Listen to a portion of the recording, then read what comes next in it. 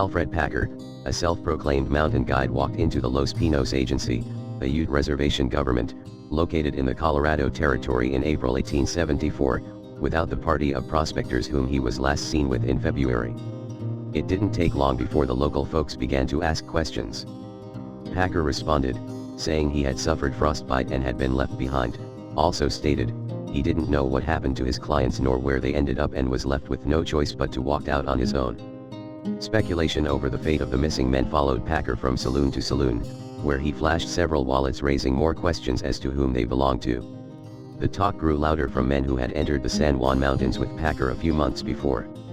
They remembered Packer as incompetent, badly provisioned, and having no cash or rifle when they started out. On May 8, under pressure from the Indian Agency manager, General Charles Adams, Packer confessed to a dire turn of events that befell his party.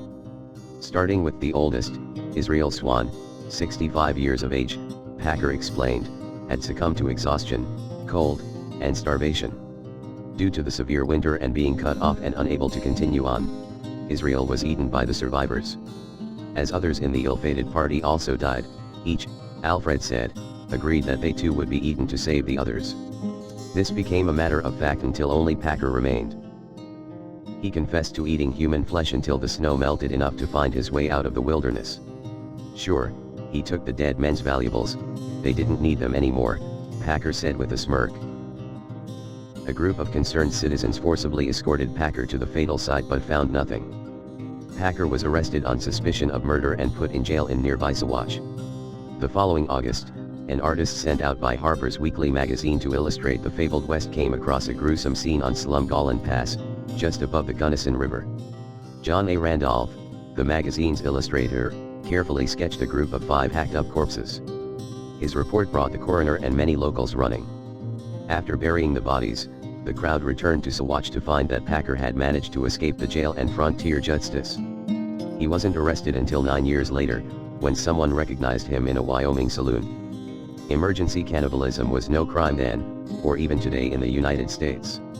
What the local townspeople could not forgive was that he had presented himself as an experienced mountain guide and led trusting men to their doom. The question was whether Packer had deliberately murdered the others, in order to enrich himself. By the time the trial took place in newly established Lake City near the fatal scene, Packer was formally accused of only the premeditated murder and robbery of one of the prospectors, Israel Swan.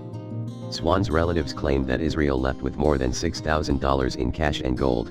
He also carried with him an expensive Winchester rifle which would have presented more than enough motive for his murder. Based on that evidence alone was thought enough to hang Packer.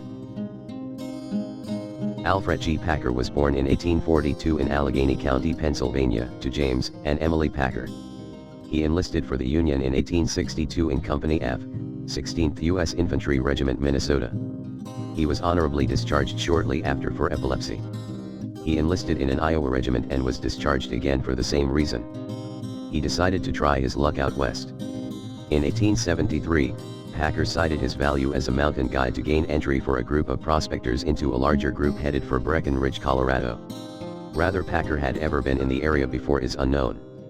With, or without Packer's help, the group became lost. The men were half-starved when they stumbled across a winter camp of the Ute tribe in January 1874. Chief Ouray, the Ute leader, advised them to stay put until spring. Gold fever won over prudence. 2 smaller groups decided instead to head for the Los Pinos Agency between Saguache and Gunnison along a path detailed by Ouray. The first group's leader, Oliver D. Lautzenhiser, was fed up with Packer and threatened to shoot him if he followed. As snow fell, Lautzenhiser's group fashioned skis and eventually made it to the Indian Agency. Packer and 5 of his clients trudged behind at a safe distance. That was the last anyone saw of Packer's group.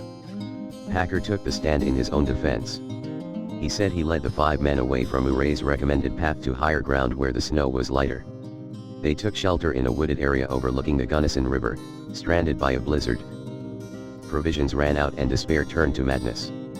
Packer said that he had left the party for a short time to look for landmarks to civilization. When he returned, 4 of the men had been slain and the killer, Shannon Wilson Bell, was roasting human meat over a fire. The crazed Bell attacked him, they struggled, and Packer killed Bell. He admitted to only minimal cannibalism. To no one's surprise, Packer was convicted of premeditated murder on Friday, April 13, 1882. According to Larry Dolan, a saloon owner who was a witness against Packer, Judge Melville B. Gary pronounced judgment in strong and colorful frontier language. "Stand up, you voracious man-eating summabitch. When you came to Hinsdale County, there burns but 7 Democrats and you ate 5 of them. God damn you, I sentence you to be hanged by the neck until ya's dead, dead, dead," as a warning against reducing the Democratic population of Hinsdale County. "Packer, you Republican cannibal, I sentence you to hell, but the statutes forbid it." Packer's hanging was set for May 19, 1883, but legal appeals won him a new trial. The Colorado Supreme Court set aside the murder conviction because there had been no state murder statute in 1874, when Colorado was still a territory. Packer was retried in 1886 in Gunnison, this time on the charge of voluntary manslaughter of all 5 men.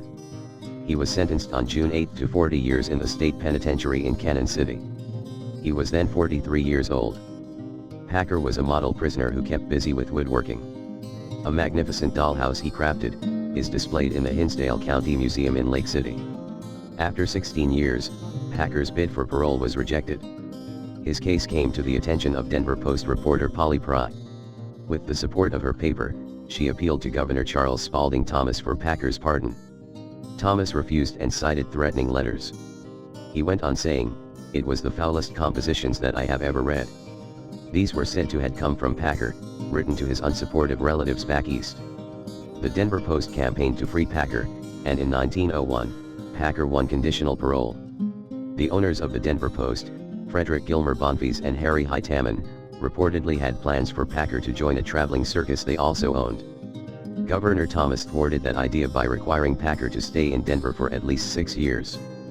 Packer worked as a security guard for the Post and later as a ranch hand. Neighbors knew him as a kindly storyteller, popular with children. He never won the official pardon he hoped for. Packer died at age 64, on April 24, 1907 following a stroke. He is buried in Littleton Cemetery under a modest military grave marker with the name Alfred, instead of Alferd, a name he himself sometimes used, Alferd Packer, Company F, 16th U.S. Infantry. Posthumously. Neither Packer nor his alleged victims were allowed to rest in peace. Packer's gravestone has been stolen and replaced at least once, and the Littleton Cemetery Association eventually covered the grave in cement in 1973, to discourage any further vandalism. Superintendent John Hauser says the Cemetery Association believes Packer's body to be intact. Others claim that Packer's head was separated from his body before the burial. It was then dissected and sold to a traveling sideshow until it wound up in the hands of an oddities collector who sold it about 10 years ago to the famous curiosity exhibitor, Ripley's Believe It or Not. "It's true, we have Alferd's head," says Edward Meyer, Vice President of Exhibits and Archives for Ripley's Entertainment Inc. in Orlando, Florida. "He was on exhibit in our New Orleans facility until Hurricane Katrina hit." Packer's head was reassigned to the Ripley's Museum in San Antonio, Texas, in 2008. Myers would not disclose how Ripley's was able to determine the authenticity of the relic, except that the seller's information was enough to convince us. He did admit the purchase price was well in the neighborhood of $20,000. Mummies don't come cheap. Technically, Packer's head was not mummified. Meyer says the separation and preservation as an educated guess took place shortly after his death. Arsenic was probably used to preserve the skin, a method common in embalming until banned in the early 1900s. However, before that happened, the head was neatly dissected and the brain removed. "All that's holding everything together are a series of little metal hooks," says Meyer. People in those days were interested in knowing if there was anything unusual about a famous criminal's brain. The bodies of those Packer was convicted of killing were also disturbed for the purpose of science. They were exhumed in 1989 when forensics law professor Dr. James Starrs, of the George Washington University in Washington, D.C., obtained permission to head an archaeological dig with a team of experts. The bones were dated and identified in the anthropology labs at the University of Arizona in Tucson, and the Smithsonian Institution in Washington, D.C. In a 1990 article titled Victims Exhumation Project, Lake City, Colorado, July 17, 1989, for the quarterly journal Scientific's Looking Review, Starrs stated that the results proved that Packer was, indeed, a murdering cannibal and a liar. The bodies were reinterred under a cement slab on the spot of their original burial on August 15, 1989. A large plaque, a smaller memorial stone, and 5 small plain white crosses marked the spot where the remains of Shannon Wilson Bell, Israel Swan, James Humphrey, Frank Reddy Miller, and George California Noon are buried. However, in 1994, David P. Bailey, curator of history at the Museum of Western Colorado, undertook an investigation to turn up more conclusive results than stars. In the Audrey Thrakill collection of firearms owned by the museum was a Colt revolver that had reportedly been found at the site of Packer's alleged crime. Exhaustive investigation into the pistol's background turned up documents from the time of the trial. A Civil War veteran that visited the crime scene stated that Shannon Bell had been shot twice and the other victims were killed with a hatchet. Upon careful study of Bell, he noticed a severe bullet wound to the pelvic area and that Bell's wallet had a bullet hole through it. This seems to corroborate Packer's claim that Bell had killed the other victims and that Packer shot Bell in self-defense. By 2000, Bailey had not yet proven a link between the antique pistol and Alferd Packer, but he discovered that forensic samples from the 1989 exhumation had been archived, and analysis in 2001 with an electron microscope by Dr. Richard Tujay at Mesa State College, found microscopic head fragments in the soil taken from under Shannon Bell's remains that were matched by spectrograph with the bullets remaining in what was indeed believed to be Packer's pistol. While it appears certain that Bell was killed by a gunshot, the question of whether or not it was murder still remains unanswered.